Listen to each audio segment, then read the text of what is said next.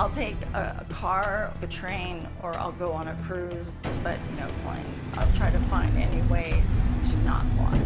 That was Karen, and in a moment, you'll see me working with her on a TV show to help her overcome her 22-year fear of flying so she can get on a plane and visit her son across the country. I'm Dr. John, a therapist in California, and in this clip, I'm going to walk you through exactly what happened that day, breaking down the psychological techniques involved and connecting it with where I think therapy is heading next. Let's explore.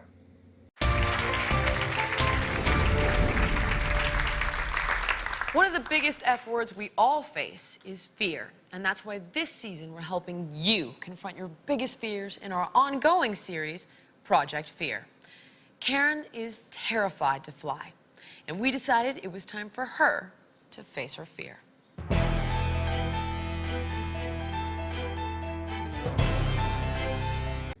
So on the show, they present someone who has a fear of flying, and they found me, a therapist in California, who at least in LA was the fear of flying guy. Now it's important to understand that this person was a participant, not a client, and what I provided wasn't therapy, but rather a demonstration. And of course, because this already aired on TV, I can discuss the details that were on the show. Remember, generally speaking, whatever happens in therapy stays in the therapeutic space. I'll take a car, a train, or I'll go on a cruise, but no planes. I'll try to find any way to not fly. The last time I was in the air was about 22 years ago. It just seems so scary to be that far off the ground. I usually feel kind of like panicky and nervous, and like my heart will palpitate. My son's going to Penn State. My plan is to drive from California to Pennsylvania so I can be with my son. I think it's over 2,000 miles. I've pictured myself flying around the world, but it's nerve-wracking for me to think about it. Okay, so a lot of people suffer from depression, anxiety, and phobias, and it really tends to impact their lives. So this is where I come in, introducing the techniques I'm going to demonstrate. Now, keep in mind that this show is now over, I think, 13, 14 years old, so I look pretty young. Anyway, here's where I come in. Welcome, Karen. One of the exercises that we're going to do is kind of show you how you can relax yourself. Let's just start with a deep breath and let it out.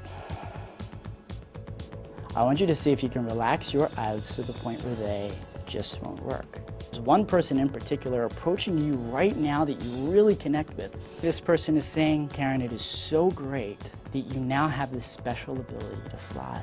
You're at peace. You know that you can relax yourself. You know that even though there's a part of you that feels nervous, that you can still do well. Now it's time for you to see the virtual experience on an airplane. What are you feeling right now? A little nervous. It's okay to feel a little nervous. Take a deep breath, relax. Remember to breathe deeply. I'm seeing us getting close to the ground. Oh my gosh. So flying is actually kind of a safe, comfortable thing. Can it be that way for you? It looks like it can be that way for me. So here we're allowing her to feel some of the anxiety without being consumed by it. We're allowing the anxiety to be there while using relaxation to create some distance from it. Once you create that distance, that becomes a lot easier to make room for the anxiety and to recognize that it is a wave of emotion that can naturally abate. It doesn't have to limit what you're able to do. Oh my God. A little plane. I don't want to disappoint my kids. I want to be able to do this. Okay. Oh, there. Hi. Bye. Very nice to meet you. How are you feeling right now? All kinds of emotions. My heart's a little racing now, and Okay. Yeah, definitely a little scared, Fear is an emotion that we sort of talk ourselves into. And the reality is that if we choose to, we can educate ourselves out of it. So for the show, they had Jillian Michaels on for some reason. One critique I have is when she said that fear is something you can educate yourself out of. The major idea here is that negative feelings are always going to be there. The key is to make room for them. Because if you believe that you should be able to eliminate fear through education, then when you feel fear anyway, you might conclude that something is wrong, that the techniques don't work, and that you're losing control. I want to address my fear. I want you to start telling me all of the great things that can happen if you can fly. How is it going to improve the quality of your life? I hear you've got a son going across the country to college. Yeah, he's going to Penn State, and so How are you going to see him? it's real far away, and I'm gonna miss him. Tell me about that. And it's just not like I can't just take a little trip driving there to see him. I have to. Right. It's a long drive, Right. and so I want to be able to see him. So we're doing this for real so you can see your son at the drop of a hat, right? That's why we're doing this. Let's get in here and we're gonna deal with that. We're just gonna sit in the plane. Okay. All right, we're just gonna sit in here. Okay, clear. Okay, so now just focus on me.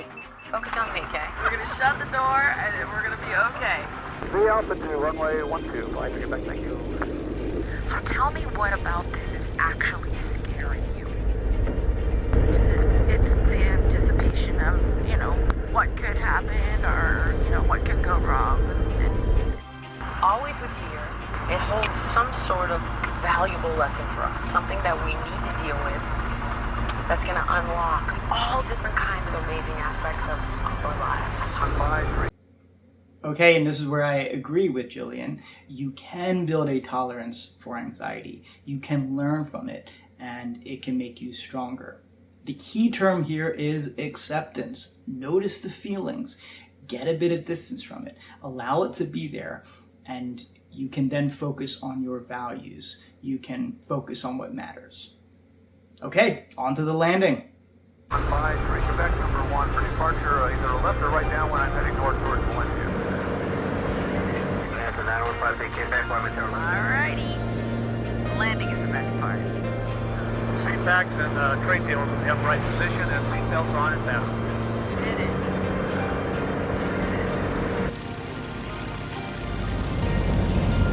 Oh, that was beautiful! Come on, hook it up. You made it! Oh my God! Ta-da! She did it! There I go. Oh my God! Excellent. So as you see, it's not that her anxiety disappeared. Rather, she learned to tolerate the discomfort. The anxiety lost its power and she built confidence. That's really the basis of what I do and what I think therapy at its best is all about. Goal here is acceptance, feeling your feelings from a place of safety, making the choice to focus on what's important. Now, this segment aired, again, over a decade ago, and yet to this day, the core principles really remain the foundation of everything that I do, and what I think therapy at its best is really all about. What I've discovered since then is that psychedelic therapy, specifically ketamine therapy, can significantly deepen this same process. When the therapeutic relationship is already strong, the ketamine therapy really seems to help clients feel their feelings from a much greater place of safety and reconnect with what truly matters to them. I've seen this work for fear of flying, as well as general anxiety, depression, trauma, and addiction. Whatever you're seeking, whether it's traditional therapy or ketamine therapy, the most important element, though, is feeling a genuine connection with your therapist. That rapport is really what makes the work possible. So if you're watching this and finding yourself nodding along and you're in California, click the link below to book a free 15-minute consultation.